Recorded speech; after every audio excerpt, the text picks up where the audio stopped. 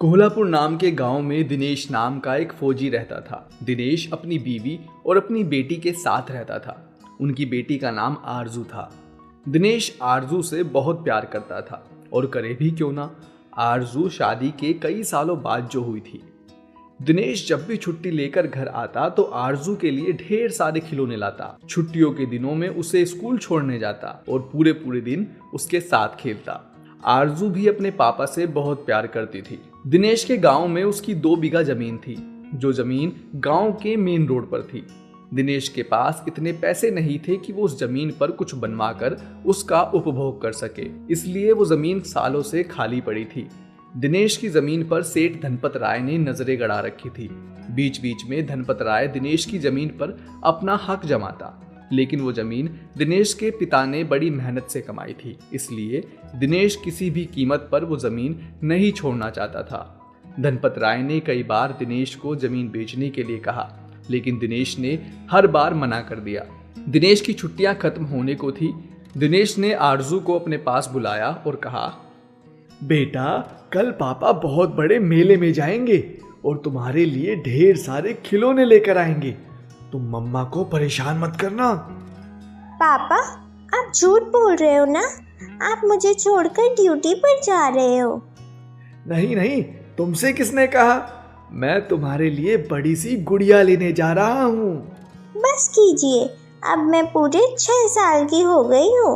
मुझे भी पता है आप मुझे उल्लू बना रहे हो। अरे वाह, मेरी परी 6 साल की हो गई है। इस तरह बात करते हुए दिनेश आरजू के साथ खेलने लगा।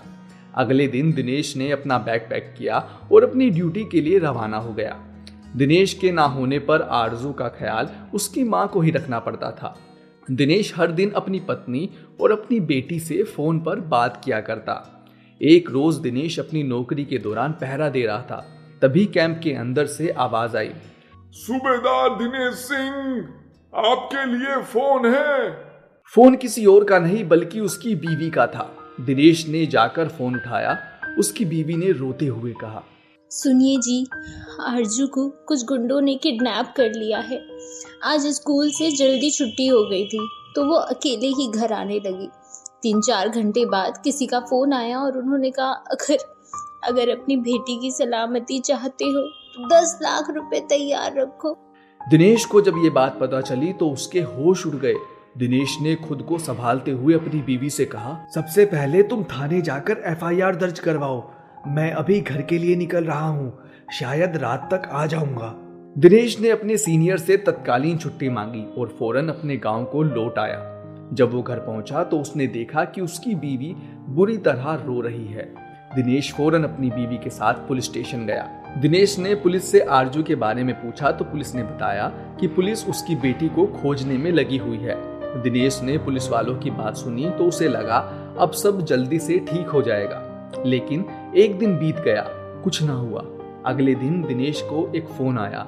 जैसे ही उसने फोन उठाया तो उसे अपनी बेटी की आवाज सुनाई दी, पापा, पापा मुझे बचा लो, ये लोग बहुत बुरे हैं, पापा बचा लो। बेटा, तू ठीक तो है ना? अब तक तो ये ठीक थी, लेकिन अगर आज 7 बजे तक शिव मंदिर के पीछे तुम 10 लाख रुपए लेकर नहीं आए तो आरजू का एक हाथ मैं तुम्हारे घर पर पार्सल भिजवा दूंगा। नहीं नहीं, आप आरजू को कुछ मत करना। मैं अभी सारे पैसों का बंदोबस्त कर देता हूँ। सुन बे, ज्यादा होशियारी करने की जरूरत नहीं है। अगर तूने पुलिस को फोन किया तो आरजू का मरा हुआ मुंह देखेगा, समझा? ठीक है, मैं बिल्कुल वैसा ही करूंगा जैसा तुम बोलोगे। चल फिर 10 लाख रुपए रेडी रख और शाम 7 बजे शिव मंदिर के पीछे एक खाली घर है, उसके दरवाजे पर वो पैसे रख दियो। हम वहां से पैसे उठा लेंगे। कल स्कूल के टाइम पर तुझे तेरी बेटी मिल जाएगी। दिनेश ने हाँ में जवाब दिया, लेकिन दिनेश के पास एकदम से 10 लाख रुपए भी नहीं थे। दिनेश के गांव में केवल धनपत राय ही एक अमीर आदमी था। दिनेश को लगा शायद धनपत राय उसकी कोई मदद कर दे, लेकिन धनपत राय ने उसकी कोई मदद ना की, बल्कि दिनेश को उसके पिता की जमीन बेचने के लिए कहा। दिनेश के पास कोई दूसरा रास्ता नहीं था, इसलिए उसने बेहद कम पैसों में अपनी जमीन सेठ धनपत राय को बेच दी। सेठ धनपत राय से 10 लाख रुपए लेकर दिनेश घर की ओर चल दिया। दिनेश सोचने लगा, अगर आज पैसा दे दिया और कल को उन्होंने आरजू को नहीं छोड़ा तब मैं क्या करूंगा। दिनेश ने एक प्लान बनाया। दिनेश ने बुलेट प्रूफ जैकेट पहन ली, अपने पास लाइसेंस की गन रख ली और 7 बजे से पहले ही किडनैपर की बताई हुई जगह पर पैसे रख दिए। दिनेश अपनी बाइक को लेकर उस जगह से काफी दूर खड़ा हो गया और छुपकर सब कुछ देखने लगा। थोड़ी देर बाद वहां एक गाड़ी आई। गाड़ी से एक आदमी बाहर निकला। उसने पैसों का बैग उठाया और गाड़ी में बैठ गया। इसी बीच दिनेश ने गाड़ी का नंबर नोट कर लिया। दिनेश ने अपनी बाइक स्टार्ट की और कार का पीछा करने लगा। दिनेश ने इस तरह से कार का पीछा किया कि कार में बैठे लोगों को पता ही ना चला। कुछ देर बाद कार एक सुनसान रास्ते पर आ गई। कार एक गली में मुड़ी। ये देख दिनेश ने अपनी बाइक धीरे कर ली और गली के बाहर से ही उसने कार के लोगों को एक टूटे हुए खाली मकान में जाते देखा।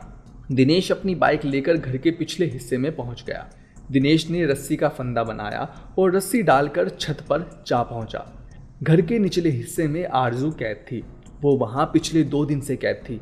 आरजू रोते हुए भगवान से कहने लगी, भगवान जी, मैंने आपसे आज तक कुछ नहीं मांगा, पर आज मुझे आपकी बहुत जरूरत है।